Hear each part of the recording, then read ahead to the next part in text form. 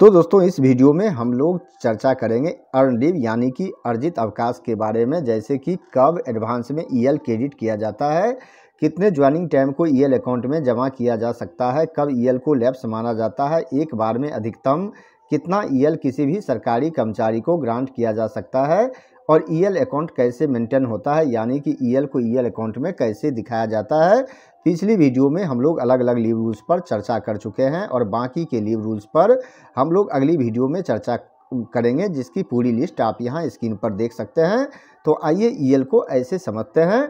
दोस्तों सभी केंद्रीय कर्मचारी को हर साल 30 दिनों का अर्जित अवकाश मिलता है। यह सुविधा 1 जनवरी को 15 दिनों के लिए तथा 1 जुलाई को 15 दिनों के लिए दी जाती है। यदि कर्मचारी यह अवकाश नहीं लेते हैं तो इसके बदले उन्हें आर्थिक लाभ दिया जाता है, लेकिन 300 दिनों के बाद यह अवकाश नहीं जुड़ता है, यानी कि लैप्स हो जाता है। प्रत्येक कैलेंडर ईयर में 2 छमाही किस्तों में 30 दिन का अर्जित अवकाश अग्रिम रूप से 1 जनवरी और 1 जुलाई को सरकारी कर्मचारी के लीव अकाउंट यानी कि छुट्टी खाते में जमा किया जाता है। यह नियम मिलिट्री ऑफिसर और वैकेशन डिपार्टमेंट में काम करने वाले कर्मचारियों पर लागू नहीं होता है। 15 दिन की एडवांस ईएल क्रेडिट को आप इस टेबल से समझ सकते हैं। मान लेते हैं कि किसी सरकारी कर्मचारी के खाते में 31/12/2021 को बैलेंस ईएल की संख्या 270 है। 1/1/2022 से 30/6/2022 की अवधि के लिए 15 दिनों की ईएल 1/1/2022 को एडवांस में क्रेडिट होने पर ईएल अकाउंट में ईएल की संख्या 285 हो जाएगी। तो इस तरह से एडवांस में ईएल सरकारी कर्मचारी के ईएल अकाउंट में क्रेडिट किया जाता है। तो अब बात करते हैं अनअवेल्ड ज्वाइनिंग टाइम को ईएल अकाउंट में जमा करने संबंधी नियम के बारे में। यदि सरकारी कर्मचारी निम्नलिखित कारणों से एलिजिबल कार्य ग्रहण अवधि यानी कि एलिजिबल ज्वाइनिंग टाइम का उपयोग किए बगैर नया पद ग्रहण करता है, तो उसके ईएल अकाउंट में कार्य ग्रहण अवधि में से एवेल्ड ज्वाइनिंग टाइम यानी कि जितने ज्वाइनिंग टाइम का उपयोग कर चुका होता है उसे घटाने के बाद शेष दिन को ईएल अकाउंट में जमा किया जा सकता है। इसके लिए कुछ शर्तें भी हैं।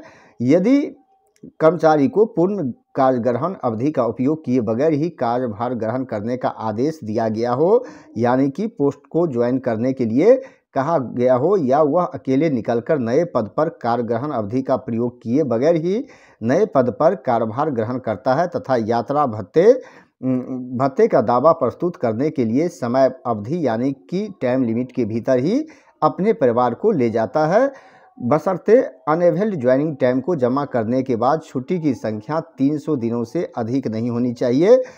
यानी कि ज्वाइनिंग टाइम को ईएल अकाउंट में जमा करने के बाद टोटल ईएल की संख्या 300 दिनों से अधिक की नहीं होनी चाहिए। इसे आप लीव अकाउंट से ऐसे समझिए। मान लेते हैं कि किसी सरकारी कर्मचारी के ईएल अकाउंट में पहले से, जैसा कि आप इस टेबल में देख सकते हैं, 2/3/2022 को टोटल ईएल की संख्या 293 दिन की है। वह कर्मचारी 12 दिन की ज्वाइनिंग टाइम के लिए एलिजिबल होते हैं। 4 दिन की ज्वाइनिंग टाइम एवेल करने के बाद नए पद पर कार्यभार ग्रहण करता है तो ईएल अकाउंट में 8 दिन के बदले सिर्फ 7 दिन की ईएल क्रेडिट की जाएगी, क्योंकि इसे जमा करने के बाद 300 दिन से अधिक नहीं होनी चाहिए। यानी कि unavailed joining time EL account में जमा करने के बाद टोटल ईएल की संख्या 300 दिनों से अधिक की नहीं हो सकती। लेकिन सरकारी कर्मचारी के छुट्टी खाते में पिछले आधे वर्ष यानी कि प्रीवियस हाफ ईयर के अंत तक जमा छुट्टी के अगले हाफ ईयर में कैरी फॉरवर्ड किया जाता है, लेकिन कैरीड फॉरवर्ड लीव और उस हाफ ईयर की अवधि के लिए जमा होने वाली छुट्टी को जोड़कर 300 दिनों से अधिक नहीं होनी चाहिए।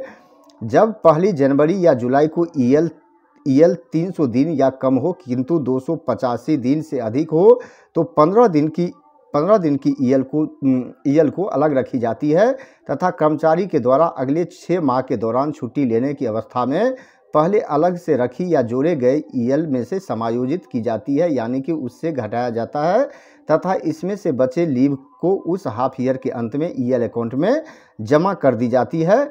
लेकिन दोनों को जोड़कर 300 दिनों की सीमा शर्त के अधीन होती है, यानी कि 300 दिन से अधिक की नहीं होनी चाहिए। इसे आप लीव अकाउंट से ऐसे समझिए। मान लेते हैं किसी सरकारी कर्मचारी के खाते में 30/6/2022 को बैलेंस ईएल की संख्या 295 होती है। एक साथ 2022 को 15 दिन की ईएल को जमा करने के बजाय उससे प्लस में दिखाया जाएगा, जैसा कि आप यहाँ देख सकते हैं 295 प्लस 15 दिखाया गया है।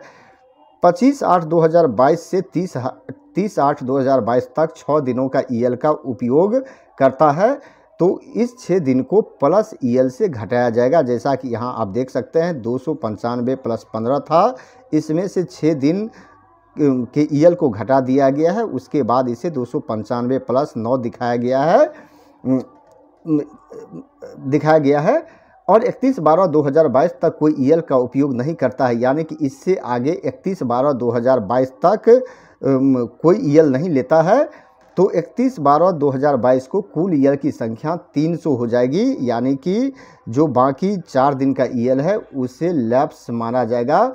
इसी तरह से 1/1/2003 को 15 दिन की एडवांस ईएल क्रेडिट होने के बाद ईएल की संख्या 300 प्लस 15 दिखाई जाएगी, जैसा कि आप इस टेबल में आप यहाँ देख सकते हैं। अब बात करते हैं अधिकतम अर्जित अवकाश जो किसी भी सरकारी कर्मचारी को एक बार में दिया जा सकता है। इन शर्तों के अधीन कि सरकारी कर्मचारी को कोई भी छुट्टी रिटायरमेंट की तिथि से आगे नहीं दी जा सकती। अधिकतम ईएल जो किसी सरकारी कर्मचारी को एक बार में दी जा सकती है वे इस प्रकार से होंगे। भारत में कार्यरत सरकारी कर्मचारी को एक बार में अधिकतम 180 दिन की छुट्टी दी जा सकती है।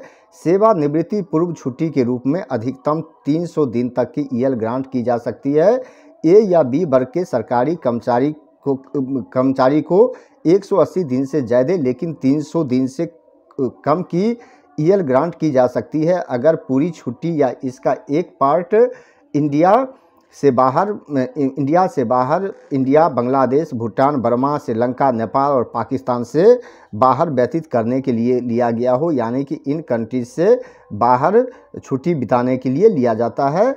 तो 180 दिन से ज़्यादा और 300 दिन तक की ईएल ग्रांट की जा सकती है, लेकिन इस पर एक और शर्त लागू होता है कि इंडिया के अंदर व्यतीत छुट्टी की संख्या कुल 180 दिनों से अधिक नहीं होनी चाहिए, यानी कि अगर वह सरकारी कर्मचारी इंडिया के अंदर छुट्टी बिताता है, स्पेंड करता है, तो इस केस में जो टोटल ईएल उस सरकारी कर्मचारी को एक बार में ग्रांट की जा सकती है वो 180 दिन से अधिक की नहीं होनी चाहिए। तो दोस्तों ये है ईएल से जुड़ी नियम और मुझे पूरा विश्वास है कि यह वीडियो आपको अच्छा लगा होगा, जानकारी अच्छी लगी होगी और यह वीडियो आपको अच्छा लगा तो आप इसे ज़्यादा से ज़्यादा लाइक और शेयर ज़रूर करें। इस वीडियो को अंत तक देखने के लिए आपको बहुत बहुत धन्यवाद।